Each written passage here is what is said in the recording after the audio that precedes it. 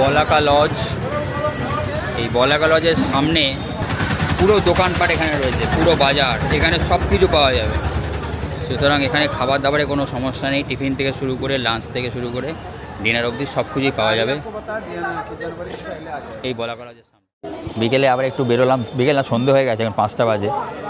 আমাদের হোটেলের সামনে রাস্তাটা ঠিক এরকম। হোটেলের রিভিউ তো অলরেডি দিয়ে দিয়েছি, আগের ব্লগে এসে গেছে, দেখে নিতে পারেন রুমগুলো কেমন। খুব ভালো রুম, খুব সস্তায়, খুব ভালো হোটেল।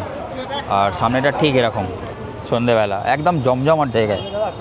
দেখা যাচ্ছে হোটেল বিনাপানি ডিলাক্স, সেইখানে আমরা আগে একবার ছিলাম বিনাপানি ডিলাক্স ট্যুরতে, সেটা ডান দিকে গিয়ে। এখানেও অনেক হোটেল দেখা যাচ্ছে উপরে। জায়গাটা ওভারঅল প্রচণ্ড জমজমাট। এটা হচ্ছে নদীটা, দ্বারকা নদীর পাশ দিয়ে গলিটা দিয়ে। সন্ধ্যাবেলা আলো জ্বললে চারপাশটা আলাদাই লাগে, ঝলমল করছে, আলো একদম ঝলমল করছে চারপাশটা। কাকাতুয়া যেমন খাজা আছে পুরীতে, এখানে কাকাতুয়ার প্যাঁড়া আছে, আমরা খেয়ে দেখবো একটু পরে। এই যে ওভারঅল অ্যাম্বিয়েন্সটা কিন্তু খুব সুন্দর, মানে তারাপীঠের এই যে জায়গাটা, মন্দির চত্বরটা, হেঁটে আসার যে পাথ, এটা কিন্তু খুব সুন্দর।